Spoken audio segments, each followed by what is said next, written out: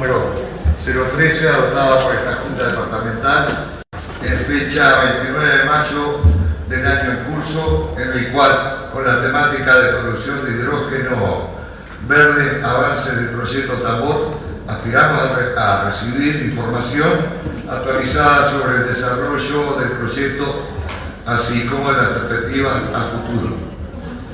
Respecto a la producción y sobre todo a lo que concierne al cuidado ambiental.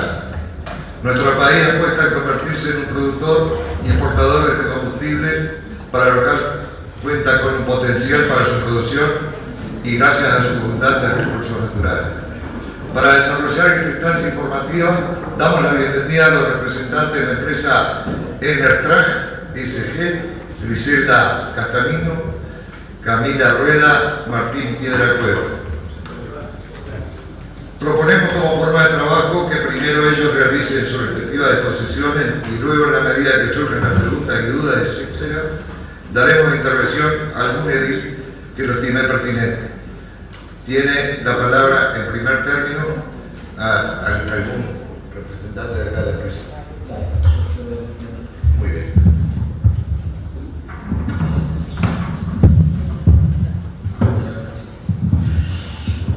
¿Ahí? ¿Se me escucha? Perfecto.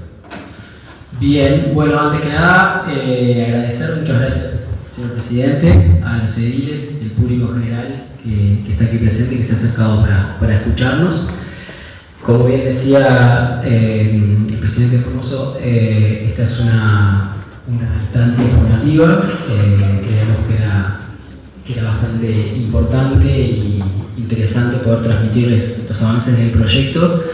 Así que bueno, vamos a estar contando algunos aspectos de lo que llevamos trabajando hasta ahora.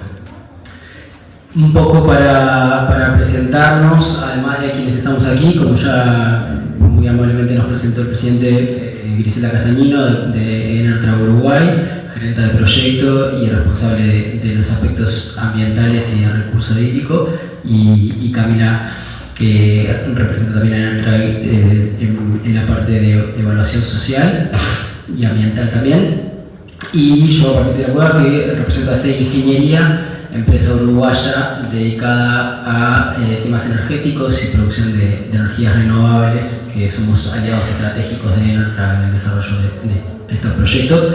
Pero además de nosotros que estamos aquí, hay un equipo bastante multidisciplinario que nos apoya con todas las evaluaciones y todas las tareas del desarrollo del proyecto. Por mencionar algunas, el estudio Ribrequino, que realiza toda la parte de evaluación social del proyecto, y la empresa Estudios de Impacto Ambiental, que desarrolla la parte justamente de evaluación ambiental.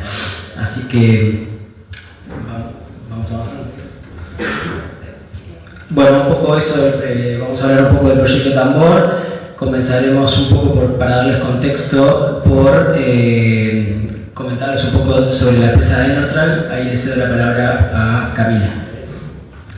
Hola, buenas noches, muchas gracias igual por la invitación, es un placer. Yo les voy a hablar un poco de la empresa Enertrag. ¿Funciona? Les voy a hablar de la empresa Enertrag.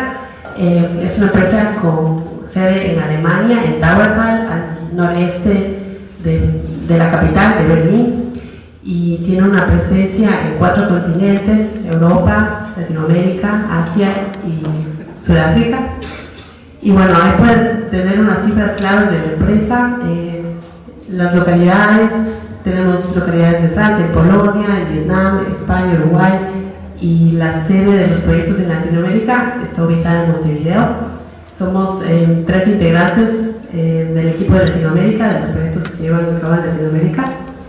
Y ahí son las cifras claves: más de 900 megawatts en capacidad de energía renovable. Somos más de 1.200 empleados alrededor del mundo y tenemos un poco más de 6.6 gigawatts instaladas por un software de Power System, donde se pueden monitorear los proyectos.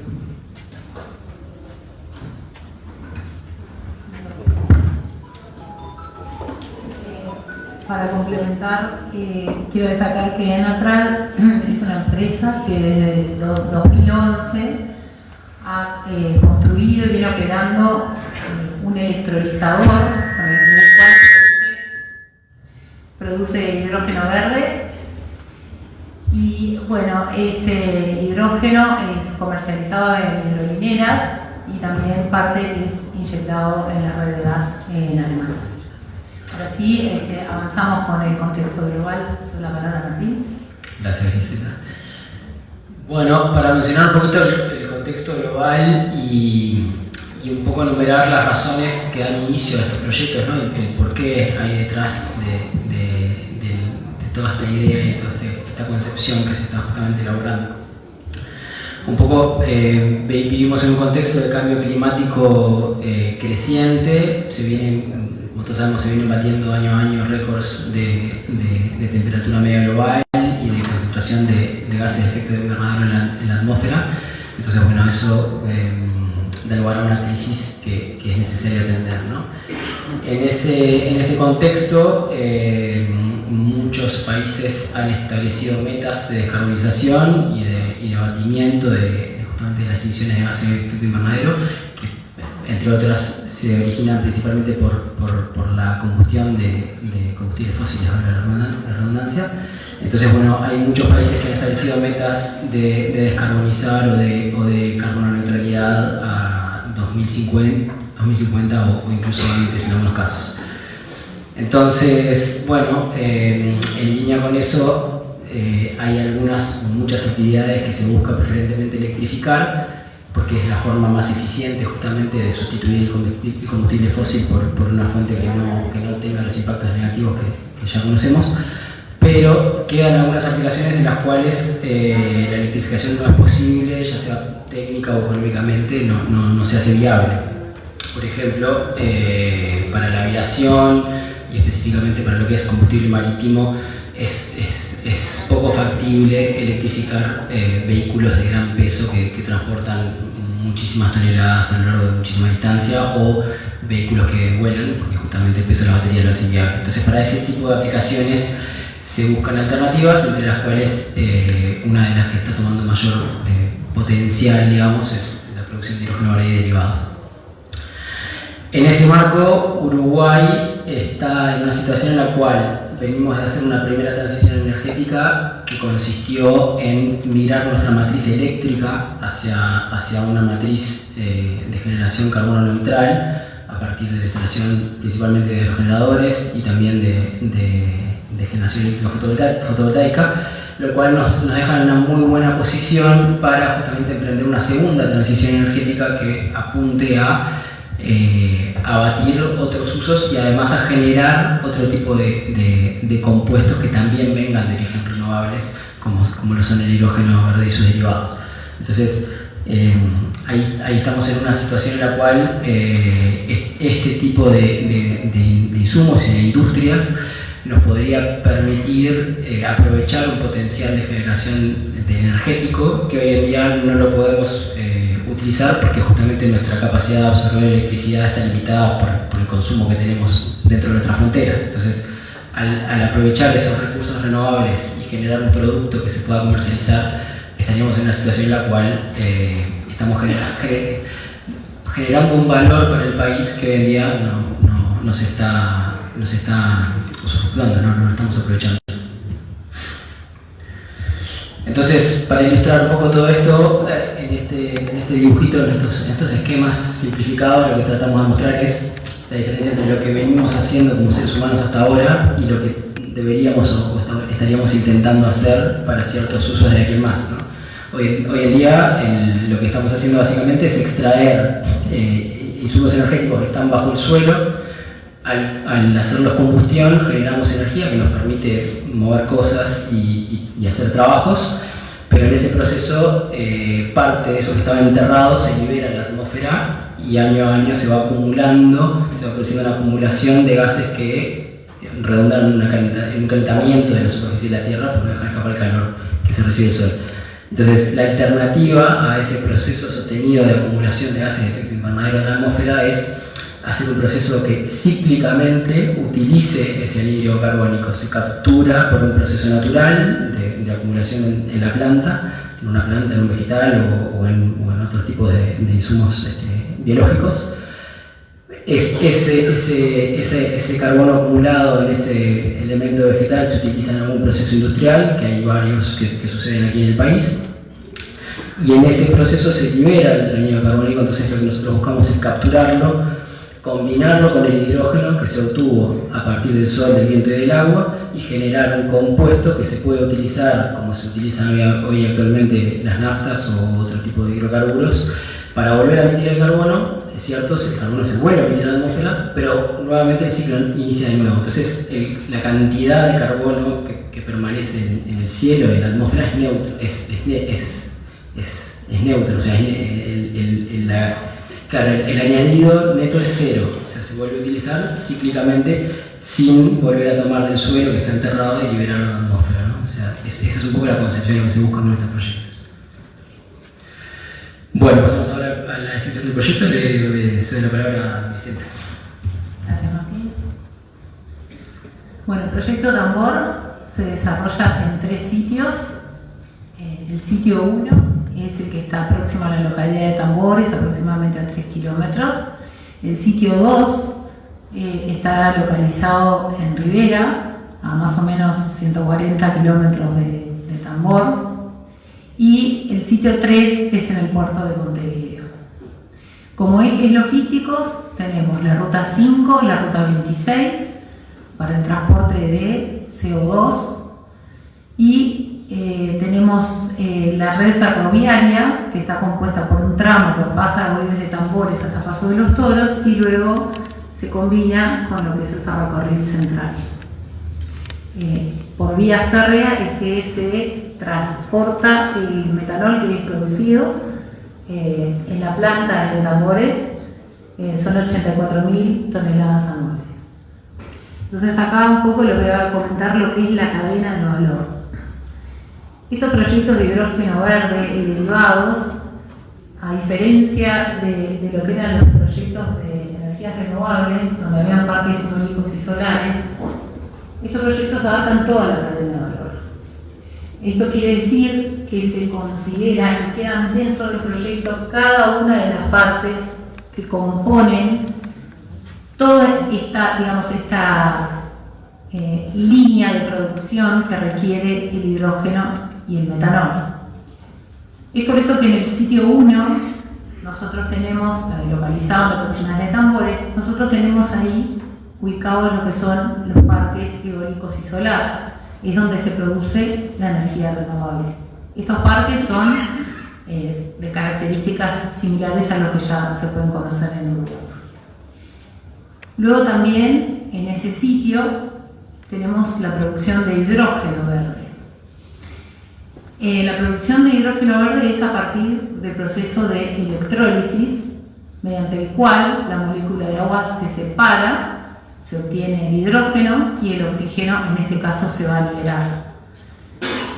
Y luego tenemos una combinación de ese hidrógeno con el carbono que tomamos en el sitio 2 y que transportamos y sintetizamos lo que es el metanol. Ese metanol es transportado, como les decía, por vía férrea hasta el puerto de Montevideo. El puerto de Montevideo constituye el sitio 3 y ahí hay unos depósitos proyectados de metanol donde se almacena hasta que es transportado a Europa, es lo que está proyectado, con una frecuencia de una vez cada 2 meses. En el sitio Tambor, en el sitio 1, nosotros estamos proyectando también una interconexión eléctrica con la red que pasa por allí. Y la realidad es que eso es necesario porque si bien nosotros tenemos producción de energías renovables, a partir de ellas la energía eléctrica que precisa básicamente el mayor consumo está por el electrolizador, o sea que precisa toda la energía eléctrica que precisa la planta, pero básicamente el electrolizador es lo que mayor consumo, el que tiene mayor consumo. Para mantener esa producción de hidrógeno nosotros precisamos en algunos momentos el suministro de energía eléctrica de la red útil. Y acá es un esquemita que muestra toda la cadena de valor y donde tenemos algunos números para compartir para que ustedes puedan tener idea de las dimensiones de lo que plantea el proyecto Tambor. Entonces, este proyecto plantea que hay un parque de energía eólica que tiene una potencia instalada de 194 megawatts y un parque de energía solar de 188 megawatts. Con esa capacidad montada nosotros abastecemos un electrolizador que tiene una potencia de 140 megawatts y con él producimos hidrógeno verde. Ahí tienen la producción anual de 16.200 toneladas y a partir de eso y de 125.000 toneladas por año que se captan de CO2, que se retiran de la atmósfera de una emisión que hoy existe, se combina con ese hidrógeno verde y se produce el imetanol, obteniendo 84.000 toneladas por año. La interconexión con la red eléctrica es de 60 megas. Bueno, acá tiene lo que llamamos un layout general. Aquí ven cómo es que se desarrolla todo el proyecto. Los símbolos azules representan cada uno de los aerogeneradores. En este momento, con la tecnología utilizada, estamos proyectando 33 aerogeneradores. Y luego ustedes ven un área naranja que corresponde al parque solar. El área verde corresponde a lo que es el sitio industrial. Ahora vamos a ver cómo se dispone la infraestructura en ese lugar. Después ustedes también pueden ver, a ver si ahí ven. Esto es la fuente superficial, es un embalse a construir que se ha proyectado para realizar la captación de agua que precisa el proyecto. Aparte, se ha identificado otra fuente, que es una fuente existente que solo va a ser utilizada en caso de llegar a un acuerdo de gestión, pero en todo caso nosotros estamos considerando que hay un plan B, que es otra fuente superficial. Y esto es porque, como corresponde, digamos, esta magnitud de emprendimientos tiene que tener una seguridad en el suministro de cada uno de sus insumos, y en particular en agua tenemos el plan A, que satisface el 100% de la demanda, que es este embalse a construir, pero luego estamos pensando que deberíamos tener un respaldo de agua superficial, y hasta ahora hemos identificado un área donde se pueden realizar la construcción de unas perforaciones someras para captar agua subterránea como plan C, y sería usado solo en algunas horas en el año en caso que sea necesario. Acá les muestro la planta industrial, que es cómo se desarrolla en ese sitio verde que les mostraba en la diapositiva anterior. Entonces, lo que nosotros vemos acá son, primero voy a comentar de las vías de acceso. Nosotros proyectamos una vía de acceso para la entrada y salida de camiones, que es la que ustedes están viendo aquí. Esta vía se conecta con el camino que existe desde Tambores a Piedrasola. Luego está proyectada una vía férrea, un tramo, que es el que ingresa a la planta, que permite justamente la entrada de lo que es el ferrocarril, la carga de metanol y la salida para su transporte hacia Montevideo. Todo esto es dentro del predio industrial. Luego acá les voy a comentar para facilitar la comprensión de 4 áreas principales en las que se desarrolla el proceso en la planta en el sitio industrial. Tenemos una primera zona de manejo de CO2. El CO2 que fue obtenido a partir de la emisión de gases de una chimenea a través de un proceso de captura es transportado hasta este punto. Aquí se almacena y llega en estado líquido y luego se va a gasificar para su combinación con el hidrógeno verde. Luego tenemos una zona de manejo de aguas. Acá lo que se produce es, por un lado, la potabilización de toda el agua captada. Esta potabilización es un proceso como los que estamos acostumbrados en las plantas tradicionales de OCE en Uruguay. Por lo tanto, se obtiene agua de calidad potable después de ese proceso, pero luego pasa a un proceso de ósmosis inversa que permite obtener un agua de calidad ultra pura. Ese es el manejo de aguas ahí, pero además hay una planta de tratamiento de efluentes que permite la recuperación de algunos efluentes de la planta y volver a reinsertarlos en el ciclo. O sea que nosotros proyectamos un reuso de agua en este ciclo industrial. Luego aquí en amarillo ustedes ven lo que es el área de electrólisis. Acá está proyectado como una batería de electrolizadores, de 14 electrolizadores, que producen el hidrógeno verde. El hidrógeno se llama hidrógeno verde justamente porque la energía que uno está utilizando para separar la molécula de agua es energía renovable. Y este hidrógeno es luego almacenado en una zona de almacenamiento, a partir del cual se va a tomar, junto con el carbono gasificado, para la producción de metanol en una zona de síntesis.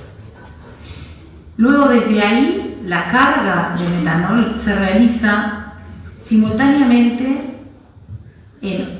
son 6 vagones que se cargan simultáneamente a través de un sistema de bombeo, y todo esto que ustedes ven en este color turquesa son puentes aéreos, y esto es bien relevante porque toda la infraestructura en esta planta se proyecta sobre el nivel de superficie, es decir, que no van a haber tuberías que transporten metanol ni tampoco depósitos enterrados.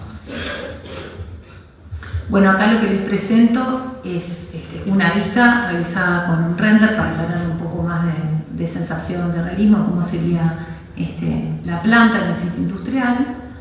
Esta es otra vista donde vemos los aerogeneradores que son protagónicos como los que ya tenemos en otros campos de generación de energía eólica. Otra vista más. Acá permítanme comentar que este proyecto tiene también previsto la construcción de 2 subestaciones, ¿no? O sea, esta subestación está proyectada justamente para poder hacer la apertura de la línea de 500 que pasa por el terreno y en donde se pretende conectar a la red de UTE.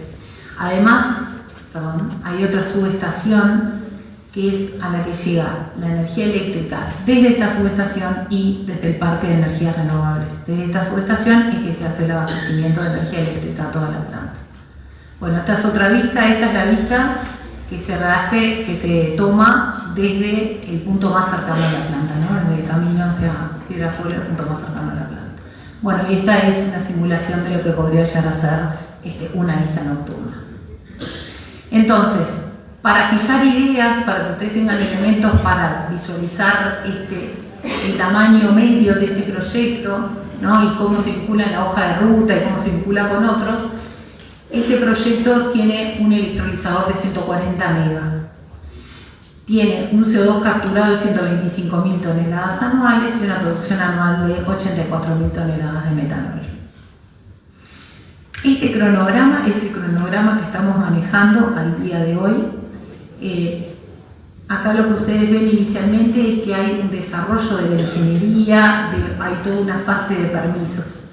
Ahí yo me quiero detener y comentar que la solicitud ambiental previa fue presentada en diciembre del año pasado, del 2024, a INASEA, y ahora estamos en ese proceso de intercambio de información o de completar la información que la autoridad ambiental considera que es necesaria para tener conocimiento del proyecto para su evaluación.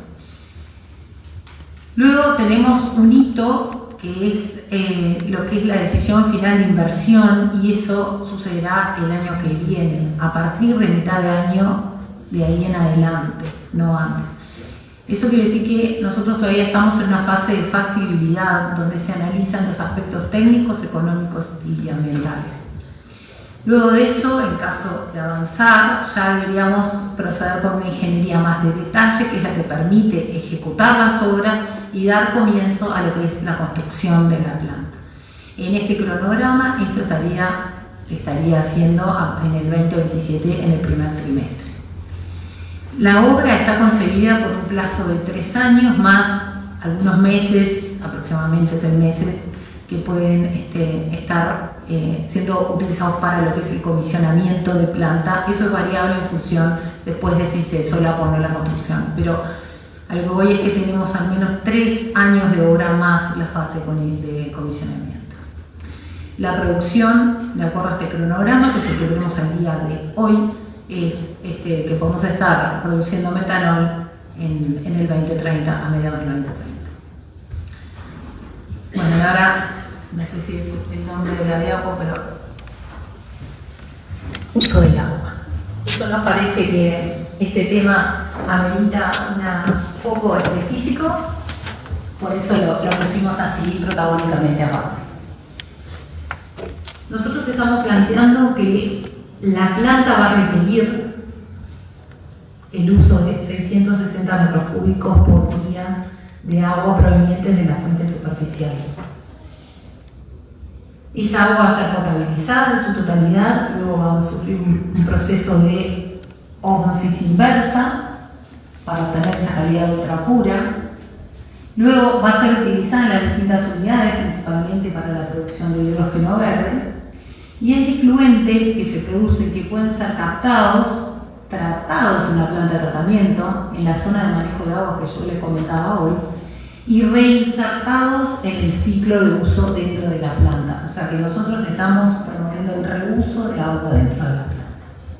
La ósmosis inversa es un proceso mediante el cual se produce agua ultra pura, donde se separan material particulado, material disuelto, iones que son, son vertidos en una corriente que se llama de rechazo, es un efluente, y ese efluente es el que es dispuesto en el ambiente. Para disponer y para, reponer un poco el agua que fue tomada, en realidad lo que se hace es se compara o se verifica el cumplimiento del decreto 253 del 79, que es el que establece las pautas y las características del efluente de vertido de acuerdo a cuál va a ser a dónde va a ser vertido, ¿no? Si va a ser infiltrado, si va a ser vertido en cuerpo superficial. Por lo tanto, ese efluente hoy, de acuerdo a los análisis que venimos realizando, los monitoreos que venimos realizando, podemos dar la seguridad de que estamos en todo momento en cumplimiento con lo que exige este decreto para el vertido en cuerpo superficial. Entonces, ahora les voy a comentar cómo es que llegamos un poco a esta solución que yo les comentaba, les decía recién, de uso de agua a partir de una fuente superficial. Para eso nosotros hicimos un estudio de disponibilidad de agua. Este estudio de disponibilidad de agua contempla fuentes superficiales y fuentes subterráneas. En cuanto a la fuente superficial, nosotros podemos plantearnos o bien tomar directamente de un curso de agua superficial o bien generar un regresamiento, generar una reserva de agua. Son dos formas que dependen, por supuesto, de las posibilidades que uno tenga en el entorno.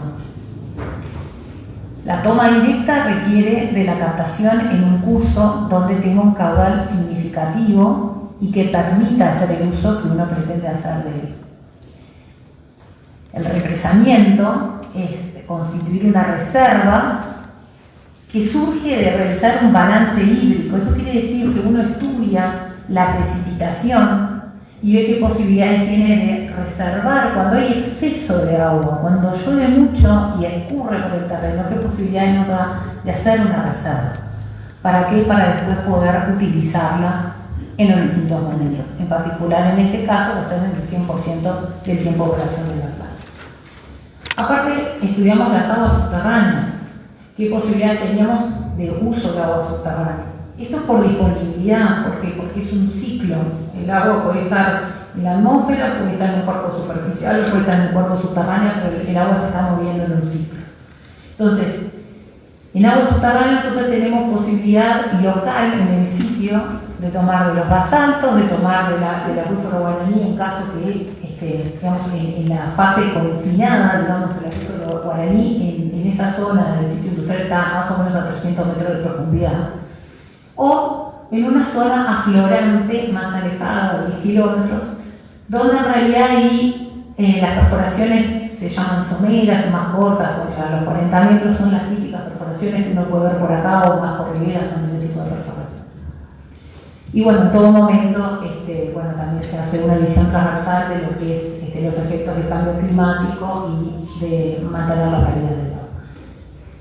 Entonces, yendo un poco al análisis del agua superficial, Tambores se encuentra en un parque de aguas donde tenemos parte de la cuenca, parte de agua que pertenece a una cuenca que es tributaria del Uruguay, que es el río Uruguay. Hay una parte que va al río Tacuarembó hacia el este, que es tributario del río Negro, y después hay una parte hacia el sur, una cuenca de aporte al río Negro, que está entre el Tacuarembó y el Rincón del Bonete. Entonces Tambores está como en un punto alto y tiene agua que va a distintas cuencas. Y acá creo que amerita una puntualización. Y ahí capaz, Camila, no sé si tenemos ahí los bibliodatos para mostrar. Bueno, está. Después, en todo caso, podemos mostrarles que nosotros hemos traído los documentos que componen el estudio de impacto ambiental. Cuando uno presenta la solicitud ambiental previa, uno tiene que presentarle a la autoridad básicamente dos documentos. Un documento que corresponde a la descripción del proyecto, donde dice lo que va a hacer. También le tiene que presentar el estudio de impacto ambiental de eso que dijo que iba a hacer. ¿Está bien? Entonces, en la descripción del proyecto nosotros fuimos muy claros indicando que nosotros vamos a tomar agua superficial y vamos a requerir 660 metros cúbicos por día de agua. En el estudio de impacto ambiental se juntan también todos los estudios sectoriales que se hacen de cada uno de los temas, ¿no? Y ahí está este estudio de disponibilidad está ahí. Este estudio hace referencia a un rango de agua que llega hasta los 4.400 metros cúbicos por día. ¿Por qué se estudió ese rango? Se estudió ese rango porque cuando se desarrolló este estudio de disponibilidad, en paralelo se estaban estudiando todas las tecnologías posibles de enfriamiento para utilizar localmente aquí con las condiciones climáticas de Tacuarembó. Entonces, eso hizo que como todavía estábamos en fase de estudio y teníamos que avanzar con el estudio de agua, dijimos, bueno, hagamos un rango más amplio. Por esa razón es que ustedes habrán escuchado que el estudio refiere a un rango que tiene un límite mayor de los 660. Y eso se debe a lo que les estoy diciendo, a que nosotros estamos definiendo tecnologías y queríamos tener la certeza de que íbamos a poder ya contar con el estudio de agua que satisfaciera cualquier tecnología. ¿Qué es lo que resultó? Que pudimos elegir tecnología que usa menos agua y de hecho casi no usa agua. Entonces eso nos permitió ir al límite inferior de ese rango de estudio, que son los 660 metros cúbicos por día. Este punto me parece súper importante porque lamentablemente ha generado un ruido involuntario de nuestra parte, pero bueno, es lo que se hizo y creemos que, bueno, que más vale ser franco y aclarar. Entonces, en ese marco se estudió la posibilidad de hacer una toma de agua superficial y se obtuvo que en realidad requería como ir a fuentes de agua de mayor caudal que estaban alejadas y que no correspondía, de hecho no tomamos esta opción. Entonces sí fuimos con la opción de generar represamientos. Y ahí nosotros ubicamos en un radio de 10 kilómetros, acá en la imagen a la izquierda ustedes pueden ver que son círculos concéntricos que se separan 2 kilómetros, centrados en el sitio industrial. Eso quiere decir dónde podíamos encontrar lugares donde hacer la reserva y encontramos 30. De esos 30 elegimos el que yo les comenté hoy. Y luego a nivel de agua subterránea, bueno, ahí es importante saber que también otro aprovecho para puntualizar, el agua subterránea se estudia básicamente con métodos indirectos, porque los métodos directos refieren a una perforación donde uno accede al agua, y esa información es puntual. Y es muy difícil porque, bueno, requiere que cada uno vaya haciendo perforaciones y muchas de ellas. Entonces el agua subterránea tiene desarrollado una cantidad de métodos indirectos, ahí tienen nombrados algunos. Uno inicia el análisis a través de cartografía, se hace prospección geofísica, o sea, hay distintos métodos donde inyecta esta energía eléctrica en el terreno, de cómo es que uno recibe esa energía y qué receptividad va teniendo el terreno, y a partir de eso uno va interpretando esos estudios, ¿no? También a través de la hidroquímica, a través directamente, bueno, donde hay pozos, de las medidas de nivel, ¿verdad? Y de ensayos de bombeo también. O sea, hay una cantidad de estudios que tiene la hidrología subterránea que permite justamente su conocimiento más allá del acceso directo a la perforación. Bueno, nosotros a través del estudio Ingesur, que fue la empresa especialista encargada de realizar todos estos estudios de campo, hicimos todo lo que fue el sondeo de agua subterránea también en la zona. Acá les voy a ilustrar, tal vez, espero que no sea muy complicado, yo sé que estas cosas a veces son difíciles de interpretar así las imágenes, pero permítanme tratar de explicarles porque creo que es bien interesante. Acá lo que nosotros vemos es, centrado en el sitio industrial, recuerden que estos círculos concéntricos, están, y como que yo me paré en el sitio industrial y empecé a generar círculos a 2 kilómetros, ¿no? Para saber la distancia, básicamente. Y entonces, en un corte, esta línea violeta es un corte, quiere decir como que yo corto el terreno en ese sentido, ¿no? Vendrías al suroeste, noreste, hice un corte, y me puse a mirar el subsuelo. Entonces, la imagen que tienen ustedes abajo es ese corte, es cómo está el subsuelo. Es lo que yo veo, y toda esta información es un modelo que se arma a partir de todos esos estudios que les mostré arriba, ¿no? Que les nombré. Entonces, acá ustedes pueden ver que nosotros tenemos, a la altura de tambores, tenemos una faja de 200 a 300 metros de basalto. Este basalto es una roca que tiene fisuras, y dentro de esas fisuras, que también está rellena con material granulado, o distintos tipos de granularidad, por ahí es donde fluye el agua, es un medio fisurado se llama, pero es un acuífero. De hecho, OCE tiene las perforaciones en tambores para abastecimiento de la localidad, justamente ahí en los basaltos. ¿Por qué no sabemos? Porque son perforaciones cortas, obviamente, si uno mira el perfil del material que sacó, que existe ese corte del pozo, uno ve que son basaltos. ¿Y qué es lo interesante acá? Lo interesante es que el acuífero guaraní, que es esta secuencia sedimentaria, es un acuífero poroso, son areniscas, imagínense, material particulado, donde el agua fluye en forma más homogénea. Y aquí, este acuífero se encuentra más o menos a los 300 metros de profundidad en tambores. Entonces, no hay una, digamos, no se va a tomar agua de aquí, se va a tomar agua de la fuente superficial que les mostré en la diapositiva anterior. ¿Y qué es lo que hay también interesante en esta imagen? Esta zona, que es la que ven acá aflorando en celeste, es una zona de afloramiento del acuífero, y ahí son los pozos que ustedes están acostumbrados a ver en estas zonas o más yendo a Rivera. No son pozos cortos que toman agua, bueno, en una zona que está aflorando. Y esta zona está alejada más o menos 10 a 15 kilómetros de tambores. Y bueno, entonces con todas esas evaluaciones lo que se hizo fue simular los distintos análisis, distintos escenarios. Ustedes ven que podemos empezar a buscar combinaciones de cómo hacemos para tomar 660 metros cúbicos por día, sabiendo que tenemos, bueno, la toma directa la hemos descartado, tenemos fuente superficial, tenemos muchas posibilidades de constituir fuente superficial, hay posibilidades de captar agua subterránea. ¿Qué combinación podemos hacer? Bueno, lo que hicimos fue definir una fuente superficial a construir. Y esa es la fuente del proyecto, la fuente de agua del proyecto. Obviamente hay un plan de seguridad de agua, que es el que te permite justamente tener todas las acciones en caso de alguna falla en cuanto a infraestructura, en cuanto a equipamiento, en cuanto a operativa.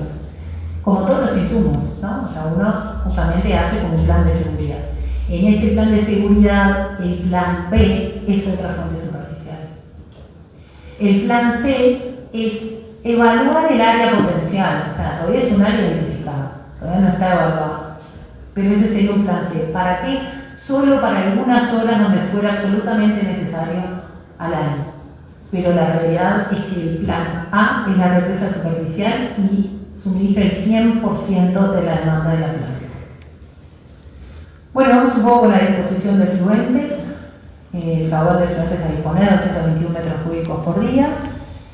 Como les decía hoy, este fluente cumple con lo que establece el decreto 253/79, que es la normativa que regula justamente la calidad del vertido. Y bueno, el punto de disposición final es un punto que está localizado sobre el arroyo Sarandí, que es tributario del arroyo Mal. Hay un poco algunos parámetros de los que se controlan en el decreto 253, en particular para nosotros el más significativo es el de la conductividad. Es justamente el que estamos atendiendo específicamente, porque es el que puede justamente presentar mayores variaciones o permitir interpretar una serie de fluentes. Y en cuanto a las emisiones, bueno, acá tenemos un resumen de emisiones gaseosas, ¿no?, de la planta. El electrolizador, bueno, en las unidades de electrólisis y en etanol tenemos emisión de oxígeno, también de vapor de agua. Bueno, ahí ven otros compuestos que puede tener esta emisión de la antorcha. Luego tenemos, obviamente, plantas de tratamiento domésticos, las instalaciones que tiene la planta para los operadores, ¿no?, tanto vestuarios, la parte de cocina, la parte de baños. Eso lleva a una planta de tratamiento. Bueno, que también tiene las emisiones propias de ese tipo de planta. Y bueno, también están las emisiones propias de lo que son los transportes por camiones y transportes ferroviarios. Bueno, ahora ya para concluir un poco con este tema de agua,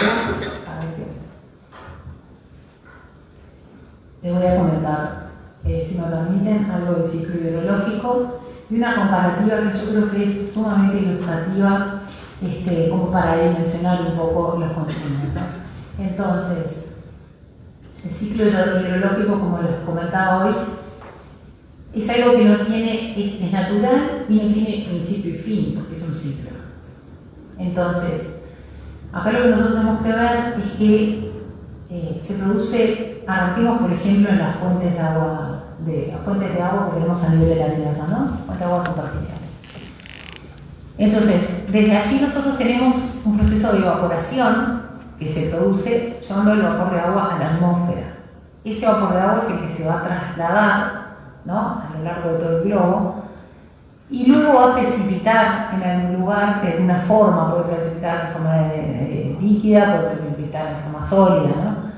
Entonces, a través de eso, el agua retorna a la superficie terrestre, primero obviamente a nivel de terreno, ¿no? O sea, primero precipita, toca el territorio y ahí el ciclo del agua, digamos, dependiendo de las características de cada lugar, parte se va a ir escurriendo superficialmente, parte va a ir subsuperficialmente y enseguida va a salir el cuerpo superficial, parte se va a filtrar más a las napas subterráneas que en algún punto se van a conectar de vuelta con lo que son los cuerpos de agua superficiales. Entonces ustedes ven que el ciclo hace que el agua esté en ese estado, digamos, estado de vapor, como vapor de agua, estado gaseoso, luego después se vuelve a precipitar, estado líquido sólido, escurre, se puede filtrar, pero de vuelta vuelve a estar disponible para ser evaporado, ¿no? Y así funciona el ciclo hidrológico. Entonces, bueno, uno lo que hace es, esto es a nivel global, pero uno lo que hace es a nivel local, estudia la captación de agua a nivel local, y eso es lo que nosotros hicimos con el estudio de disponibilidad.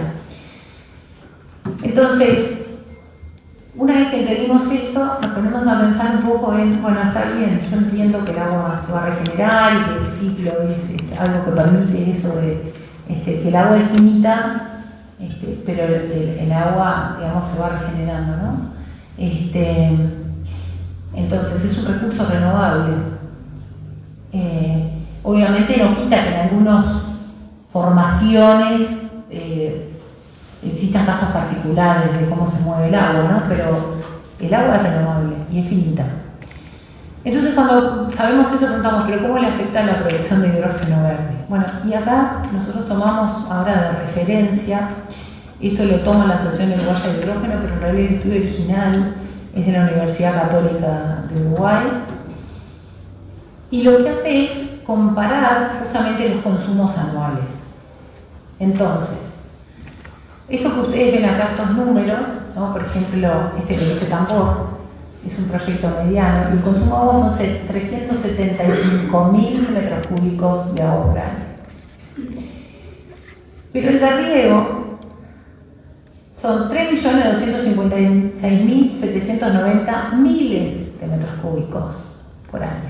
Entonces, permítanme, nomás para poder comparar en forma más sencilla, olvidémonos que son miles de metros cúbicos. Ustedes fíjense la diferencia que tenemos desde un consumo que puede ser de un proyecto medio a lo que se puede llegar a consumir por concepto de riego, ¿no? O sea, estamos hablando de algo que es 10.000 veces más chico, ¿no?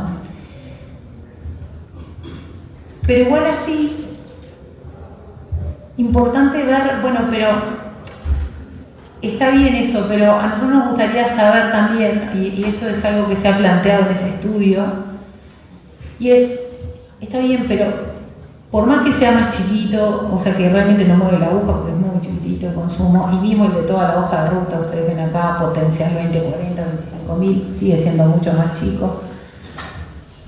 La pregunta es, ¿pero hay agua? Por más que me digas que es un poquitito más, ¿hay agua por ese poquitito más? Porque eso es una buena pregunta, ¿no? Por más que sea poquito, se alcanza. Y este estudio avanza entonces en lo que es el agua disponible, ¿no?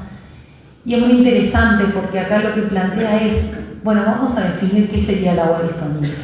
Y bueno, el agua disponible, vamos a pensar que Uruguay tiene una precipitación aproximada media de 1.200 milímetros por año, que tenemos una superficie de 176.000 kilómetros cuadrados aproximadamente, y ahí si hacemos una cuenta rápida tenemos un primer volumen, ¿no?, de cuánto sería el agua que precipita en Uruguay en promedio, un número.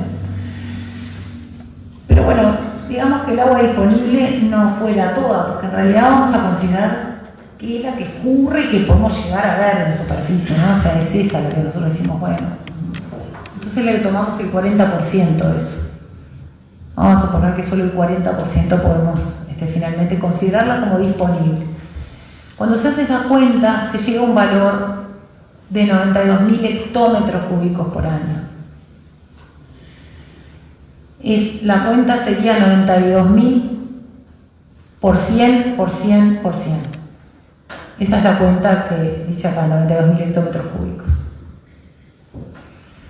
Pero bueno, seguimos sin entender bien si eso alcanza o no para esta poquito que representa los proyectos y la hoja de ruta. Entonces ahí la cuenta que se hace es, bueno, pero si consideramos todos los usos, todos juntos, ¿no? Sumo la hoja potencial, más los otros usos, más consumo, más industrial, más riego. Eso es todo lo que se usa en Uruguay. Y se hace esa cuenta y se dice, con respecto a estos 92.000 hectómetros, ¿cuánto representa? Y bueno, todos esos usos representan 4.400 hectómetros cúbicos por año. Entonces, si hacemos 4.400 dividido 92.000, nos da 4.78. Ese número en realidad, disculpen, no considera el potencial, es desde este valor, desde acá, desde otros usos en adelante, ¿no? Este es el que le da 4.400. Entonces eso le da que del agua disponible, hoy usamos 4.78%. Entonces, si le sumamos la hoja de ruta, es decir, a los 4.400 le usamos, le agregamos este valor, obviamente expresado en hectómetros cúbicos, ¿no? Vamos a más chico. Llegamos a que la proporción de uso es 4.87%. Entonces, la hoja de ruta del hidrógeno verde implica que pasamos del 4.78% de uso del agua disponible a 4.87% del uso del agua disponible. Entonces, estos grandes números dan esa tranquilidad que uno necesitaba tener para decir cuánto es y si lo podemos dar. Y la respuesta es que sí, que los grandes números muestran que sí, que es posible y más tratándose de un proyecto de tamaño medio como el proyecto Tambora. Obviamente Hay que estudiar en cada localidad, hay que estudiar cada lugar, y eso es lo que nosotros hicimos con la disponibilidad, el estudio de disponibilidad de agua. Y por eso es la solución a la que nosotros llegamos. Bueno, muchas gracias, Martín, así paso la palabra. Vamos un poco a contar cómo ha sido el proceso de evaluación ambiental. Hacemos primero un breve raconto de lo que hemos hecho hasta ahora y lo que serían los pasos que quedan por venir. La localización se hizo previo a eso una recategorización de una porción de suelo para la implantación del área de producción, en la cual se tuvieron diversas instancias. También se hicieron instancias de comunicación cercanas en la comunidad, tambores, con la gente para ir informando del proyecto cómo iba avanzando, aún en esos pasos muy germinales, ¿no?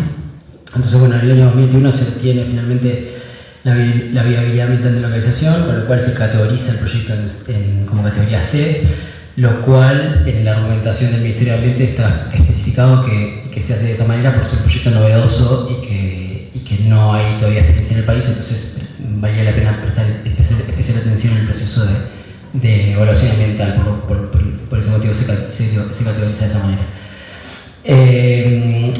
Como otro hito importante, en el año 2023 se empiezan, que ya se habían hecho algunos en el contexto de la elaboración del aval, pero se empieza a profundizar todos los estudios específicos para presentar el estudio de impacto ambiental.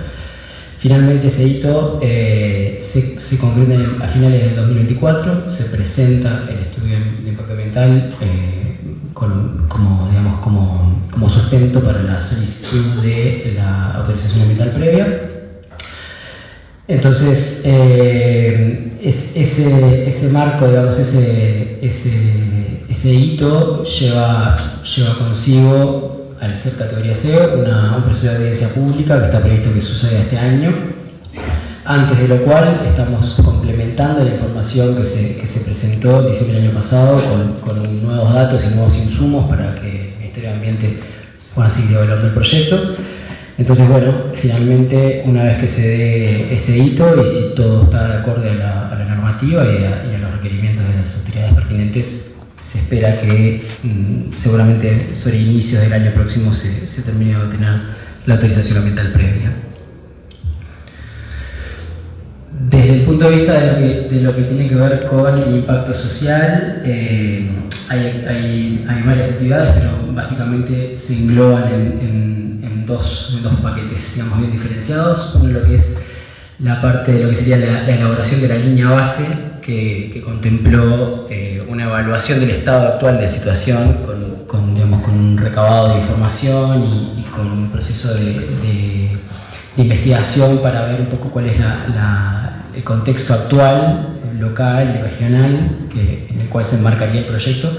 Que eso, la línea base, como siempre funciona, es un insumo para saber lo que había antes del proyecto y después poder medir, justamente prever potenciales impactos, mitigarlos y luego medir qué resultados se obtuvo. Ese es como el paquete inicial de información con el que se cuenta para el proyecto. Luego de eso viene lo que se llama el proceso de consulta significativa, que a su vez se divide en dos partes. Una primera etapa de divulgación de información, en la cual sucedieron unas cuantas instancias muy similares a esta que estamos teniendo, pero bien cercanas a la comunidad para abarcar la información del estado del proyecto y de todos los estudios y toda la información que se disponía. Y luego de abarcar esa información viene la segunda etapa, que consiste en recabar la devolución de la sociedad sobre esa información que se le virtió y recabar inquietudes, preocupaciones, sugerencias, etcétera, todo tipo de devolución que puede nutrir al proyecto y que es bien importante para tener el punto de vista de la sociedad, ¿no? Especialmente localmente.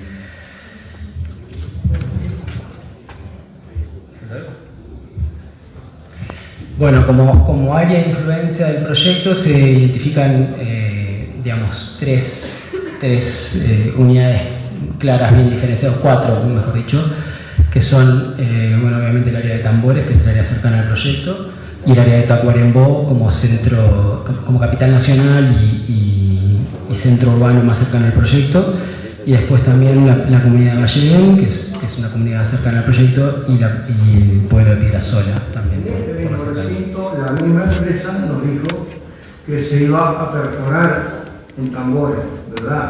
Y saben bien que el problema al común de la gente es la perforación, el agua. Sin embargo, que tampoco se aclara puntualmente la mega industria que utiliza como materia prima el agua potable, ¿verdad? Agua.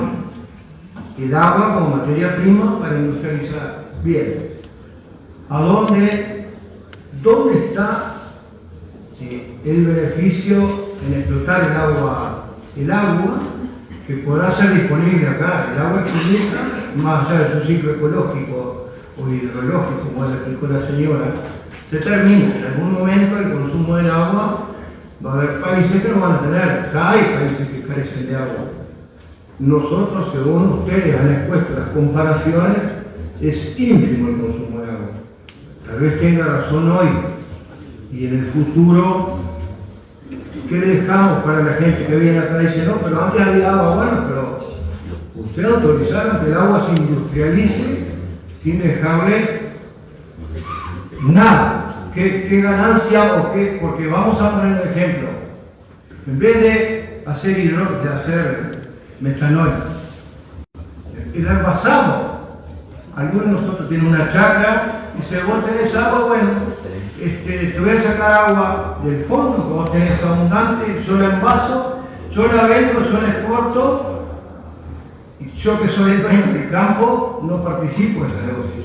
¿Me explico? Quiero saber, a ver, en qué participa el Estado, nosotros, que vamos a autorizar el uso, salvo que se vaya a controlar. ¿En qué participa? El que produce materia prima se la vende al industrializador, ¿verdad? Por ejemplo, los árboles, plantan árboles y se lo venden a ustedes, genial, les proporcionan materia prima. Nosotros gratuitamente les estamos dando materia prima.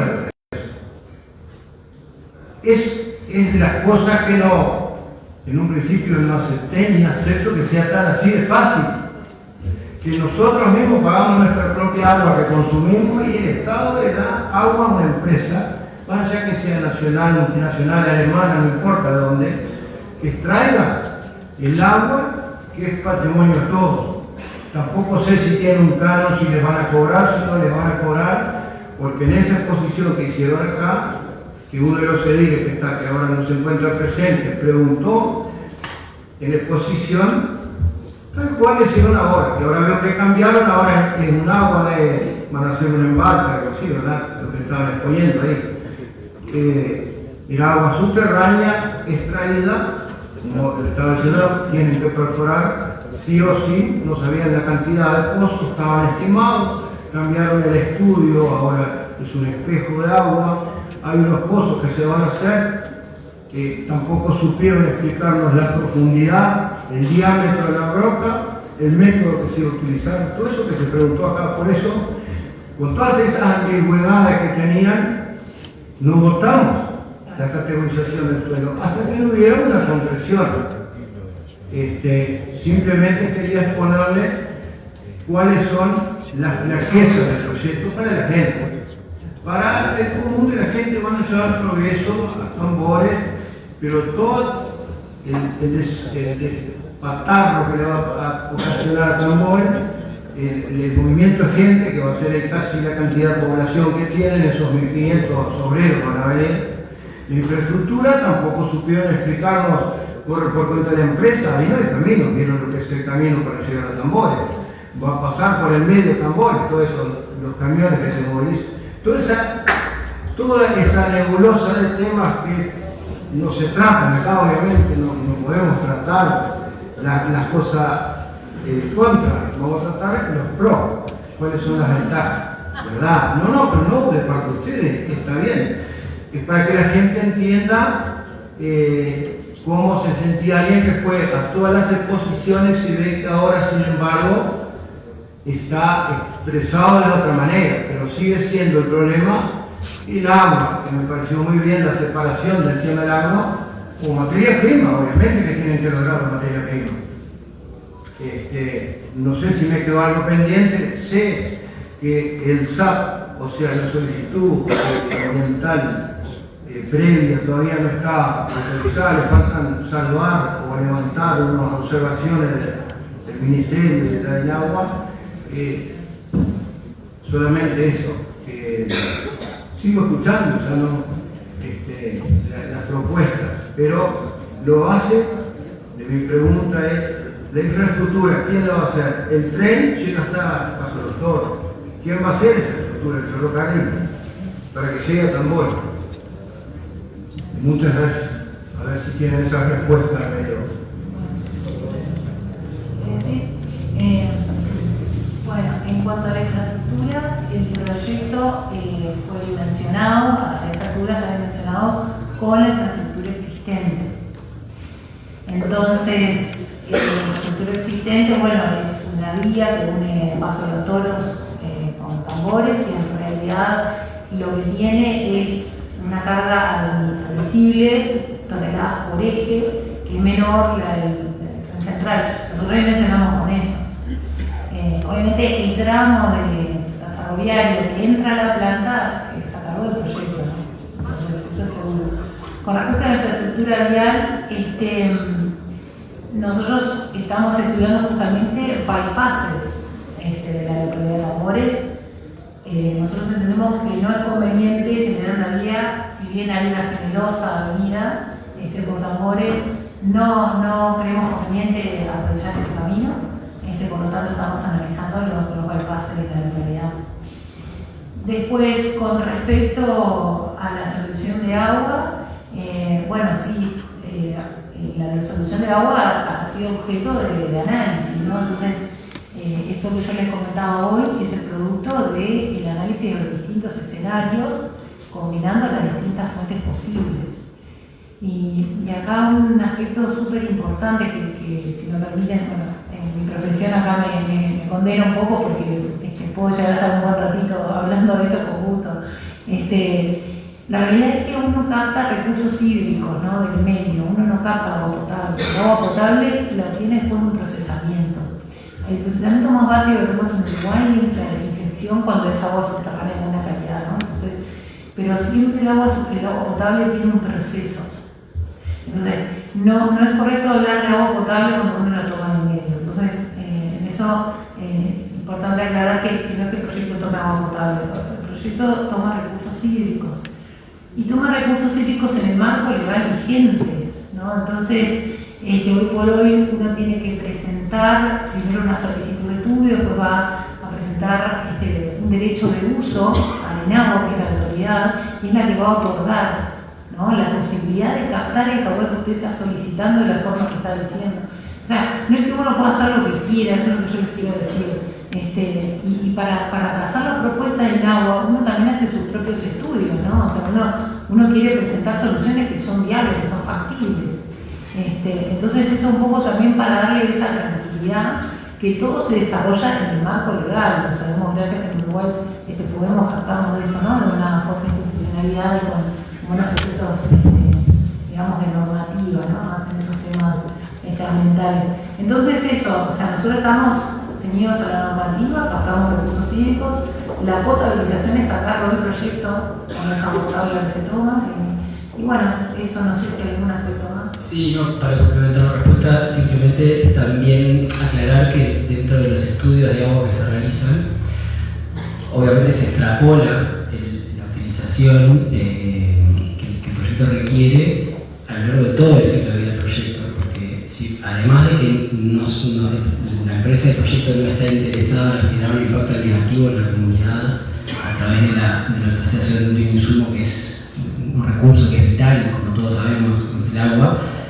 Además de eso, también el proyecto tiene que velar por su propia seguridad, ¿no? O sea, mal podemos hacer un proyecto que en el año 3 o 4 se queda sin ese insumo que se necesita para operar. Entonces, en el estudio de agua se evalúa justamente la capacidad de suministrar ese insumo a lo largo de todo el ciclo de vida del proyecto, y en esas simulaciones se incorpora además también las variables de cambio climático, porque obviamente, como todos sabemos, es una realidad y son algo que va a alterar, que podría en definitiva alterar la disponibilidad de recursos. Entonces eso también es un parámetro que se incorpora en el estudio como dato de entrada, y aún así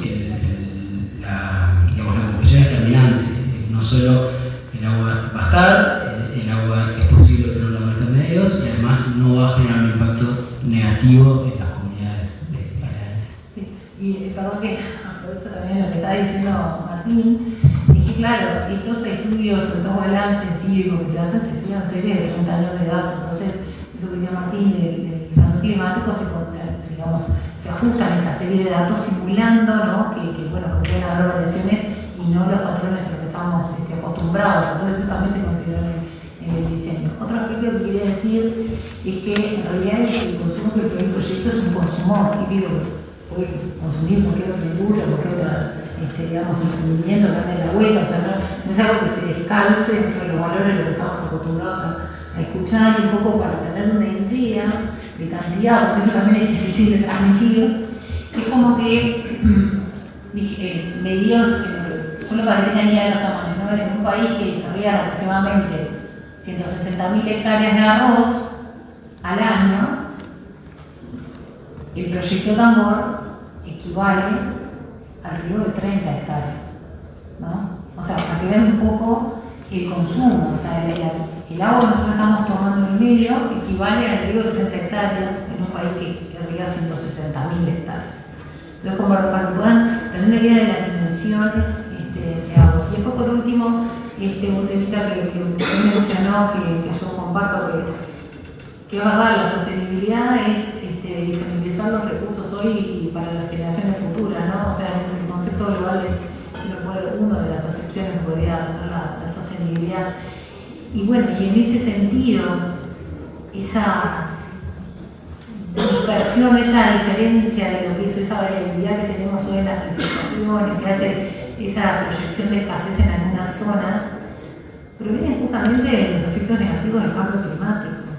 ¿Y qué son esos? Bueno, justamente es esa concentración de gases de efecto invernadero en la atmósfera, la cual el CO2 es uno de ellos, ¿no? Entonces, eso, justamente, ese CO2, que es el que nosotros estamos sacando de la atmósfera y aprovechando para generar hidrógeno verde, ese es el CO2 que si lo dejamos ahí, es el que va a seguir generando esos efectos negativos del cambio climático. Entonces, por eso digo, estos proyectos, capaz que a veces, no digo que sea fácil tomar la idea de entrada, requiere como capaz que pensarlo más de una vez y volver sobre el punto, pero lo que hay que entender es que ese CO2, esa concentración, esa forma de uso de los hidrocarburos, de la extracción de carbono del subsuelo, de emisión a la atmósfera, que es lo que normalmente hacemos con los combustibles de origen fósil, hace ese incremento de los gases de efecto invernadero, ¿no? En la atmósfera hace justamente eso que propicia el cambio climático, todas esas situaciones de sequía en una zona, etcétera, se están proyectando. Entonces, estos proyectos buscan mitigar eso. Exactamente buscan mitigar eso. Entonces, no es recomendable tener esa visión parcial de un recurso, cuando además obviamente hay que gestionarlo de forma sostenible a nivel local, regional, pero si no, hay que tener esa visión global. El proyecto busca eso, exactamente. Así que, muchas gracias. Lo veo como una actualización del proyecto Tambor, en la cual creo que es sumamente importante, dado que, como decía el compañero Edith, hemos participado de otras instancias, y si nos remontamos a la primera, hemos visto que ha habido una revisión importante respecto al agua, en la cual sabemos todos que ha habido una discusión importante referente a ese elemento, que es básico para el proyecto.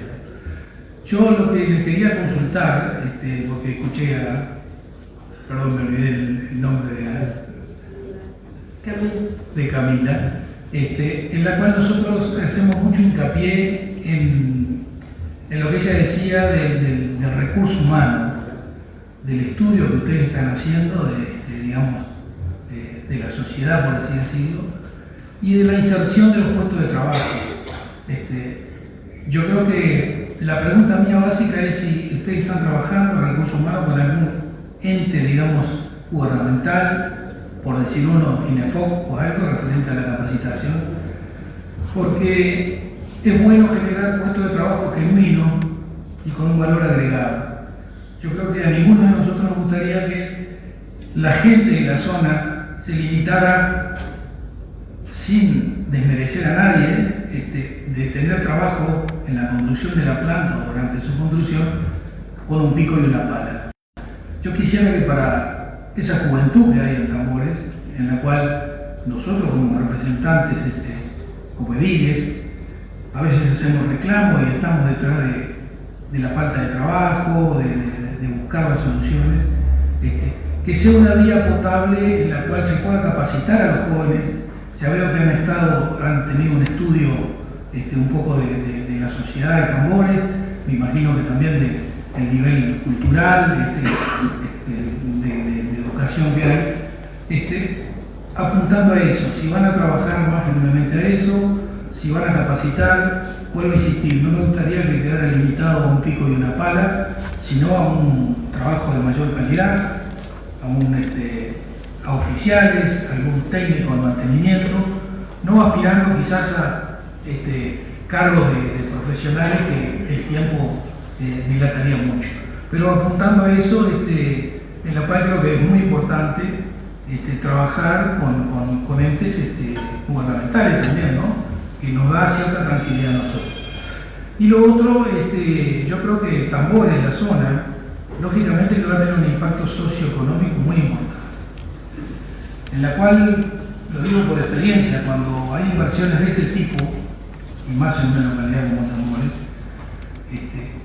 la localidad y las empresas como costumbre tienen también, ya que lógicamente que con toda esta cantidad de gente que va a trabajar, va a modificar la infraestructura de Tambores, y bueno, lo que aspiramos nosotros que haya un buen ayornamiento, digamos, con la parte, digamos, gubernamental, para que no quede como la empresa únicamente como una empresa que pasó, se instaló, generó puesto de trabajo, sino que colabore con la sociedad generando otro tipo de infraestructura.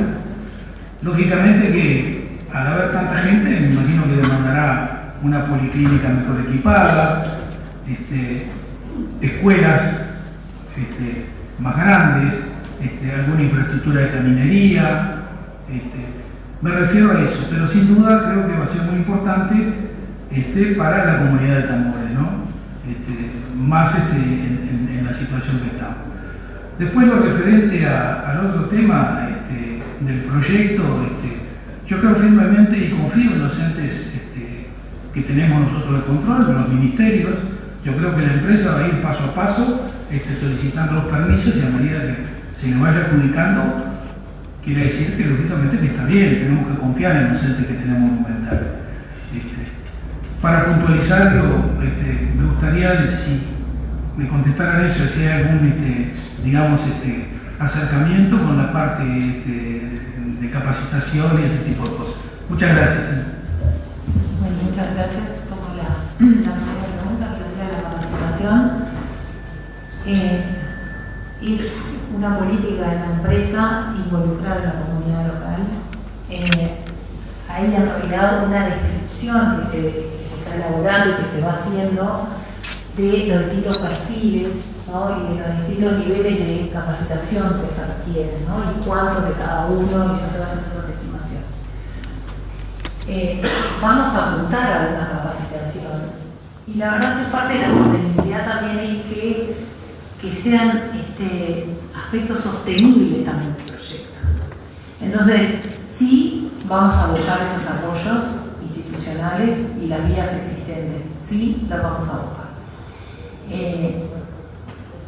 Tuvimos un acercamiento para saber cómo son los mecanismos, pero tenemos que tenerlo muy claro. Nosotros estamos en fase de estudio de factibilidad. Y hay una cosa que es sumamente importante que nosotros no perdemos de vista en ningún momento, y es no generar expectativas, ¿no? O sea, falsas expectativas. Nosotros no queremos eso desde el proyecto Tambor. Entonces, de verdad que nos manejamos muy cuidadosamente con eso, hacemos nuestras evaluaciones internas, sabemos en qué momento vamos a tener que avanzar, pero la filosofía va a ser que sea sostenible, que sea por vías existentes, que sea con vías institucionales, con organizaciones que ya existan. Eso es lo que tenemos que lograr. ¿Por qué? Porque es lo que va a ser sostenible, es lo que le va a dar valor, es lo que realmente el proyecto puede dejarle a la comunidad y a cada persona, porque uno logró una capacitación que no es solo válida para la empresa, es válida para otros. Esa visión, entonces, si ustedes me permiten hoy, hasta que realmente logramos tener la decisión final de inversión, nosotros estamos trabajando con esa filosofía. Lo que hagamos tiene que ser válido para nosotros y para otros. Porque si nosotros no podemos tomar la oportunidad de capacitar y de tener esa capacidad, porque no se desarrolla el proyecto, que lo tenga otro. Y la persona se desarrolló y la comunidad se desarrolló. Entonces, esa es la visión que tenemos hoy.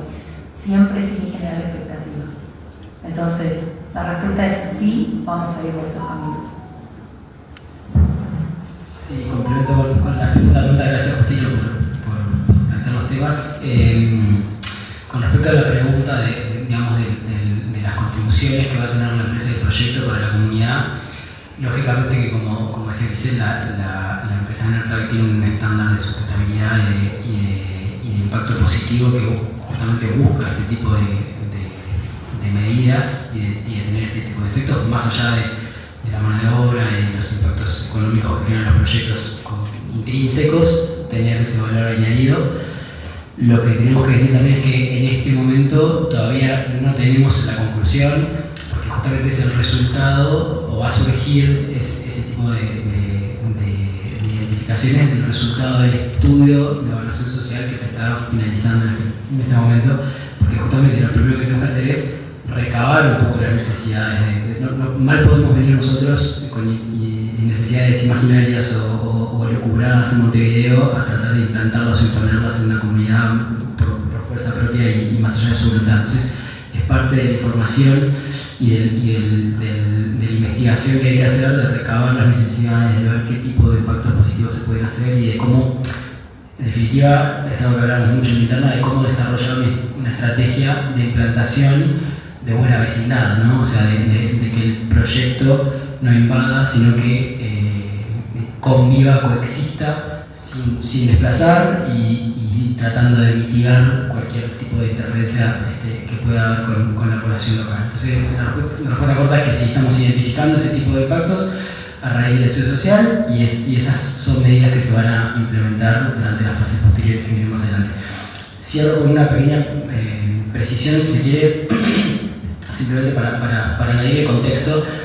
Hablaron tanto Justino como Zuli de que se había dicho una cosa con respecto al agua y ahora se dice otra, como que se cambió el discurso, se cambió la solución. Simplemente para contarles lo que pasa puertas adentro, no es que como tal se haya cambiado, sino lo que sucedió es que tenemos más información ahora que antes. En el devenir de este proyecto lo que sucede es que se va recabando información, se van haciendo más estudios y se van...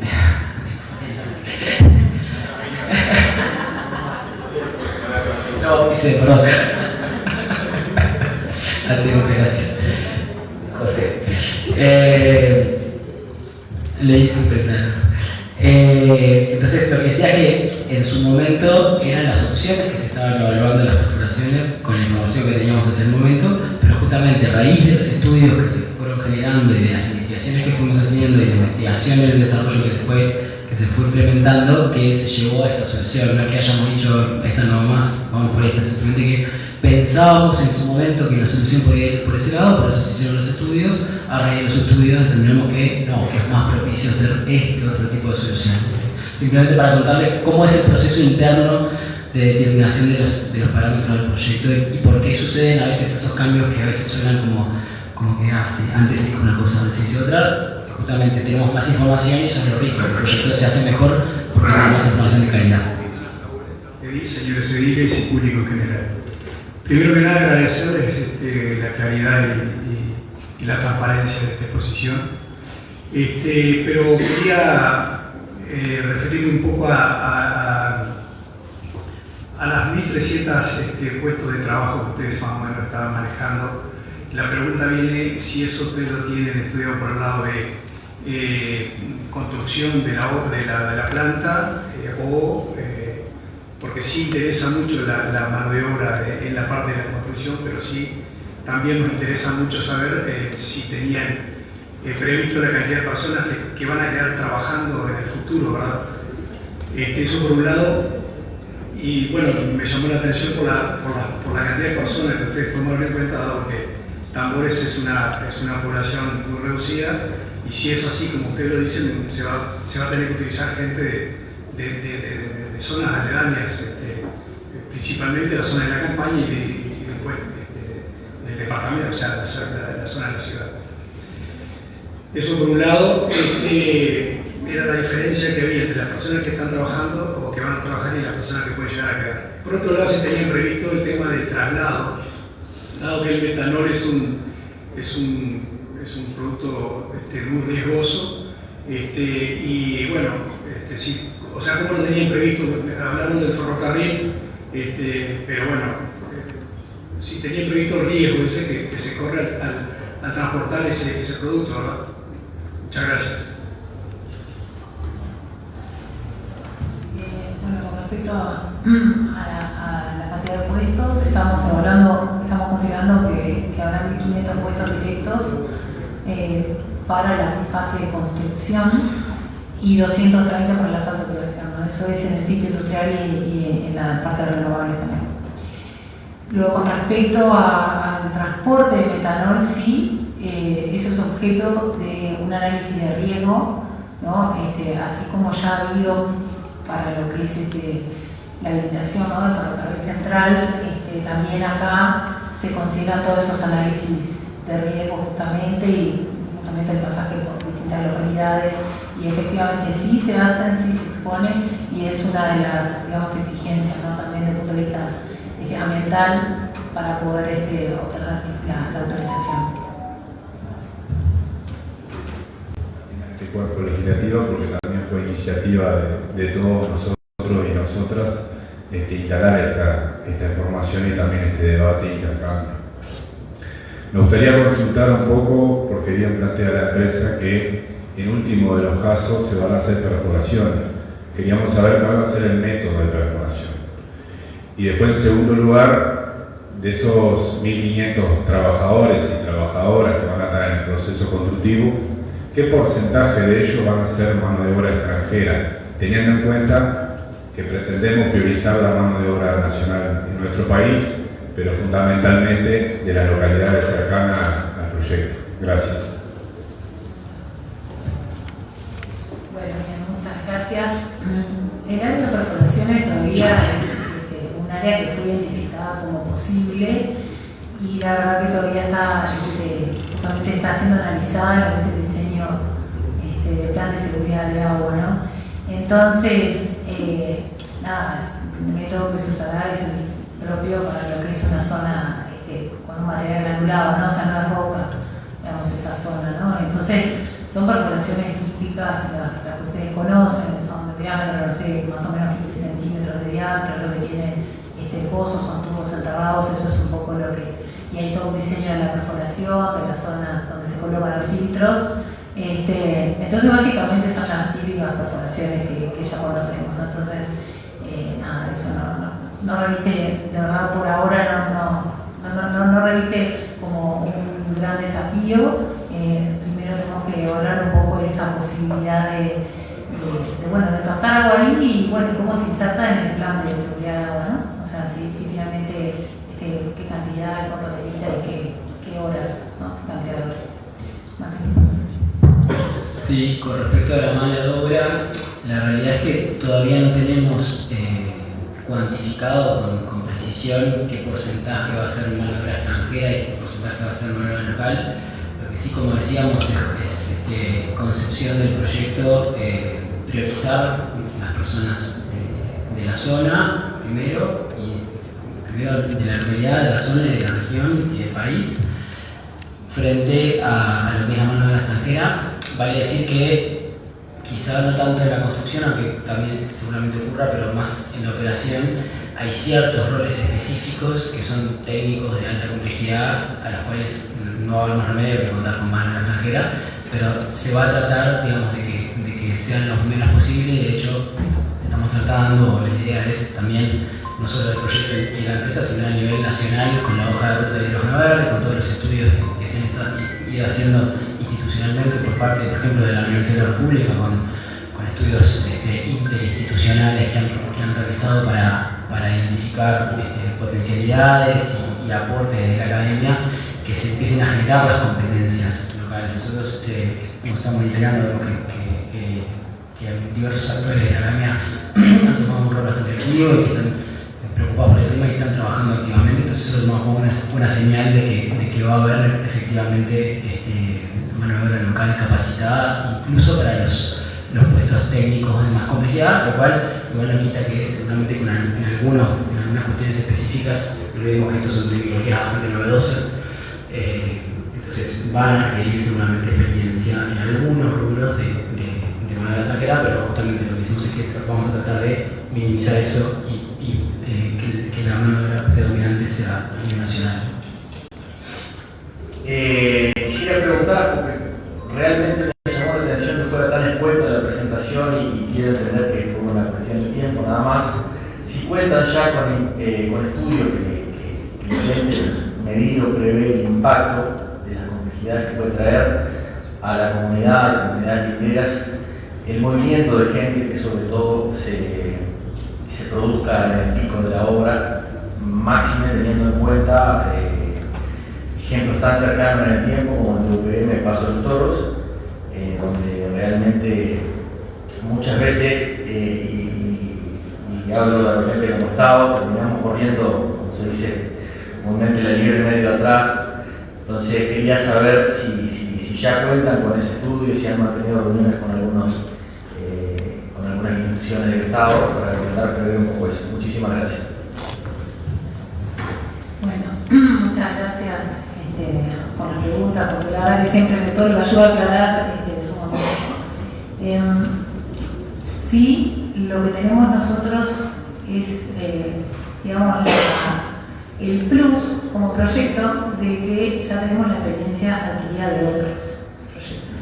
La verdad que nosotros eso lo estamos capitalizando.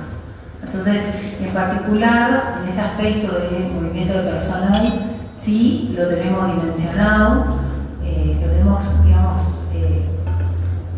estimado a lo largo de lo que es la obra, estimado cuándo sería el pico y también qué soluciones estaríamos dando, ¿no? Obviamente, como les decía hoy, la sostenibilidad es un aspecto sumamente relevante en todo momento en este proyecto. Por esa razón, sí, confirmo que vamos a trabajar con las autoridades para justamente presentar. Obviamente, este nivel uno va predimensionando, ¿no? Diciendo, bueno, este es el volumen, el pico implica tanta gente, 2.500 personas, y las voy a movilizar de tanta forma con esta frecuencia de ómnibus. Entonces, ¿por qué? Porque los alojamientos los estamos previendo en este lugar que va a poder ser aprovechado también por otros emprendimientos que hoy puedan tener departamentos. Todo eso se va diseñando junto con las autoridades, ¿no? Entonces, eso también es un camino que estamos empezando a recorrer y que vamos a plasmar justamente para que sean soluciones sostenibles. O sea, nosotros ya tenemos ejemplos de algunas soluciones que no han sido sostenibles en el tiempo. O sea, tenemos clarísimos algunos ejemplos, ¿no? De alojamientos que después no han tenido el resultado esperado, que no se han aprovechado al 100% y así. Entonces nosotros, de verdad que eso para nosotros hoy es un plus. Nosotros ya sabemos por dónde hay que ir y obviamente queremos ir con las autoridades. Y tú me preguntas, ¿dimensionado? Sí, tenemos un predimensionado. Sí, tenemos estudiado cómo es el flujo de personal en la obra, cuántos son los picos y cómo vamos a resolver el tratado. Sí, tenemos una estimación. La implementación la vamos a trabajar con las autoridades porque queremos que sea sostenible. Estamos aquí en lo que es la Junta Departamental de Tacuarembó con personas que forman parte de del colectivo Agua es Vida. Está Villalba y está Amaral. Buenas noches. Bienvenidas a Propuesta 1. Sabemos que están en la lucha, por supuesto que con todo este proyecto de lo que es Tambor. ¿Qué nos pueden contar? ¿Cuáles son las inquietudes de ustedes y cómo están viendo este proyecto? Bien, más que lucha, no es que nosotros estamos en lucha con esto, solamente que las características de este proyecto nos hizo pensar a unos cuantas y unas cuantos, que por eso colectivizamos en este grupo, digamos, de Colectivo Agua y Vida, que tenemos contacto con otras personas también, académicos y académicas, que nos han ayudado a formar, pero eso, más lo que nos pasa es que empezamos a pensar en las características, lo que te decía, porque es un proyecto que en realidad busca producir metanol, que es un alcohol altamente tóxico, e hidrógeno, para producir, entre otras cosas, combustible para sostener una vida de consumo excesivísimo, ¿no? Si existe ese adjetivo, de Europa, ¿no? De Alemania. O sea, todo el tema del agua que nos ocupa en Uruguay desde hace mucho tiempo, y más en los últimos tiempos, porque han habido grandes emprendimientos que han usado y se están contaminando las aguas superficiales y las aguas subterráneas, por los estudios que dicen las académicas y académicos, todo este tema que nos ocupa, porque acabamos de pasar una crisis también importante, ¿no? Sobre todo en el sur, y esta empresa viene, o sea, el para qué de esta empresa viene a usar esa agua que es básica para elaborar algo que va a sostener una vida de mayor consumo en otro lugar, ¿no? Ese es un punto, ¿no? Y después, claro, que quedan en el medio otras observaciones, ¿no? Que tienen que ver con los impactos en otras dimensiones, además del agua. Hay muchas incertidumbres, hay muchas cuestiones no resueltas, y creemos, nos parece que no es posible seguir llevando adelante un proyecto, porque sigue avanzando, ¿no? Mientras están pidiendo las autorizaciones, mientras no se resuelvan o no se conozcan más a fondo algunas de las canalizaciones de los impactos que va a haber, más allá del agua, ¿no? De lo que te decía al principio. Hoy, por ejemplo, uno de los ediles preguntaba cuál era el beneficio económico que iba a tener la localidad y los habitantes de Tambores, donde no se vio gran exposición del beneficio de ustedes, porque el agua le pertenece a esa parte Y a ti y a todos los que están detrás de cámara, sí, ¿no? El agua no pertenece solo a Tambores, sino que el agua es de todos nosotros, ¿no? De todo el país y el territorio aledaño. O sea, la idea de cuidar el agua no se trata solamente de una pequeña localidad, que sí es importante, pero se trata de cuidar el agua que nos está faltando ya, que se está contaminando y que ya estamos en riesgo. ¿Para qué la vamos a usar? Y también para poder dejársela para las futuras generaciones, ¿no? Lo que nosotros vemos en esta empresa es que, bueno, como toda empresa que quiere generar su ganancia, su dinero y su producto, ¿verdad? Siempre está, nosotros lo venimos siguiendo desde el inicio, siempre está mejorando su discurso, ¿verdad? Para convencer a aquellos que todavía no están convencidos, ¿no? Pero realmente nos están dando de fondo la información que nosotros, bueno, la obtuvimos directamente de medio ambiente, porque tuvimos que hacer un montón de movimientos para llegar a eso, y que pedimos a las autoridades que eso tiene que estar más a la vista para todo el mundo que quiera acceder a ella, ¿verdad? Y además pedimos que, por ejemplo, acá la gente de Tacuarembó, los ediles, llamaron a la empresa para que la empresa expusiera, ¿no? Bueno, que llamen también a otras personas, por ejemplo nosotros, pero también facultativos que se han dedicado, ¿verdad?, a estudiar el tema para poder exponer y a asesorarnos de qué es lo que es conveniente y qué es no, ¿no? O sea, la empresa siempre va a sería una contrapartida de lo que se expuso hoy. La empresa siempre va a decir lo que le conviene así, obvio, ¿verdad? Entonces, bueno, escuchar todas las ventanas. Claro, exacto. La empresa fue muy clara hoy, pero de hecho hubo mucha información que no la dijo, que por ejemplo está en las observaciones que le hizo el Ministerio de Ambiente al informe que ellos presentaron. En este encuentro no mencionaron las observaciones, nunca dijeron, nos observaron por eso. No, entonces estamos haciendo esto para que el Ministerio tenga más información para evaluar, o sea, rodean las cuestiones que bueno, que el Ministerio, que igualmente podía haber hecho mucho más observaciones, pero fueron igual interesantes las que les hizo, las obviaron, ¿no? O sea, claro, fueron muy claros, son muy correctos, de verdad, siempre, pero hay información que es omitida, ¿no? Hay información que está Y que ya tenemos experiencia con otras empresas que ya se han instalado, por ejemplo, las papeleras, ¿verdad? Claro. Que ya se instalaron, que ya pasaron supuestamente las cuestiones Las autorizaciones ambientales, ¿verdad? Y se siguen viendo montones de desastres ambientales que están sucediendo y que aparte tampoco dieron los empleos que se prometieron, ¿verdad? Así que bueno, en eso estamos custodiando, si se quiere, nuestra mirada con esfuerzo ahí, el tema en este caso del agua y de qué empresas vienen del exterior a llevarse lo que es nuestro. a usarla, claro, usar, ¿no? Los elementos que de todo.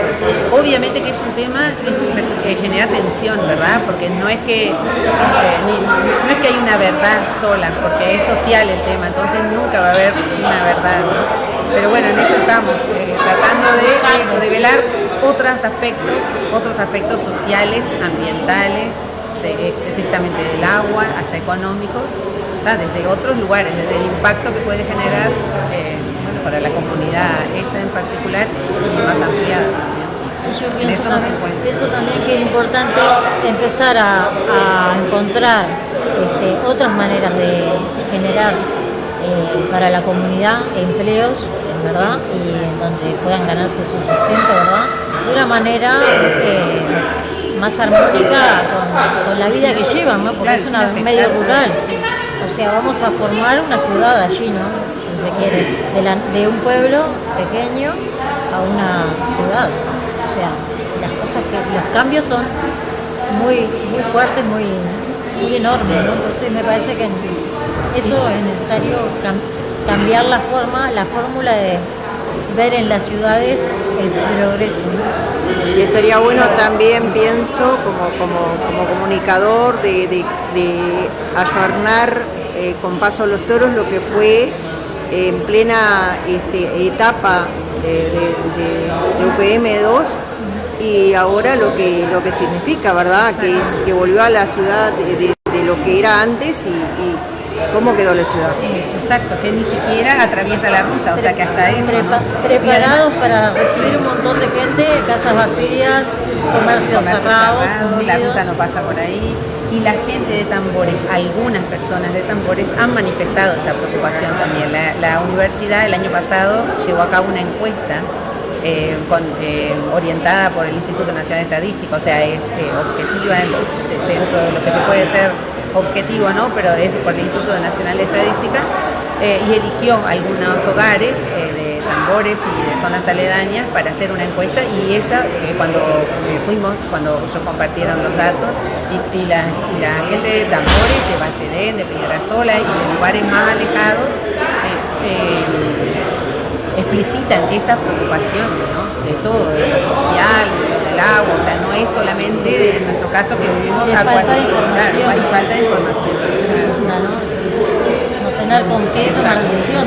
Y del pueblo uruguayo estamos, yo creo que creemos que en los últimos años como dando pasos en lo que es la participación, porque todo esto tiene la letra chica de la participación, ¿no? De hecho, ellos lo nombraron, ¿no? El plan de relacionamiento comunitario, ¿no? Que todo es la participación, las expectativas de la gente, los escuchamos, pero no estamos acostumbradas ni acostumbrados. Entonces, estamos dando recién algunos pasos, de hecho, se han creado miles de colectivos, ¿no? Bueno, miles no, pero decenas y decenas de colectivos en el Uruguay, para estar atentos a los distintos emprendimientos que están recorriendo el Uruguay entero, ¿no? Pero es como de a poquito que lo vamos haciendo. Y la participación es fundamental, y es porque es un derecho.